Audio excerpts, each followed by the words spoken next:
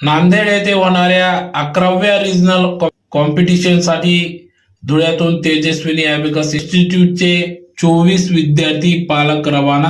याबाबत अधिक वृत्त असे की धुळे शहरातील तेजस्विनी ॲबॅकस इन्स्टिट्यूट असून या इन्स्टिट्यूटच्या माध्यमातून विद्यार्थ्यांना अतिशय उत्तम दर्जाचे शिक्षण या ठिकाणी दिले जात असते। त्यानिमित्तानेच विविध स्पर्धांचे देखील आयोजन करण्यात येत असते। त्यातलाच एक भाग म्हणून नांदेड येथे होणाऱ्या 24 ऑगस्ट 2025 रोजी होणाऱ्या 11व्या रिजनल कॉम्पिटिशनसाठी धुळ्याहून तेजस्विनी ॲबॅकस इन्स्टिट्यूटचे संचालक नितीन चौधरी सुवर्ण मॅडम यांच्या मार्गदर्शनाखाली 24 विद्यार्थी व पालक या ठिकाणी रवाना झाले। धुळ्यातील तेजस्विनी ॲबॅकस इन्स्टिट्यूटचे 24 विद्यार्थी या ठिकाणी या स्पर्धेत सहभागी झाले आहेत। त्यासोबतच त्यांचे पालक देखील या ठिकाणी आज रवाना झालेत।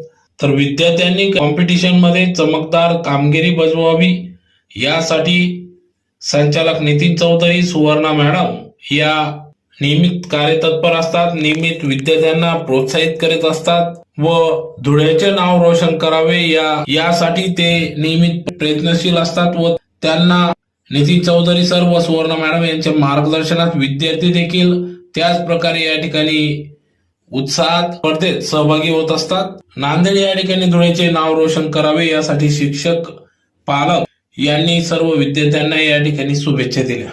दरवर्षाप्रमाणे यावर्षी चाणक्य ॲबॅकसचे 11वे रिजनल कॉम्पिटिशन नांदेड या ठिकाणी 24 ऑगस्टला होत आहे। त्यासाठी आपले धुळ्याचे 24 विद्यार्थी व 24 पालक आज दिनांक 23 ऑगस्ट 2025ला सकाळी धुळ्याहून रवाना झालेले आहेत।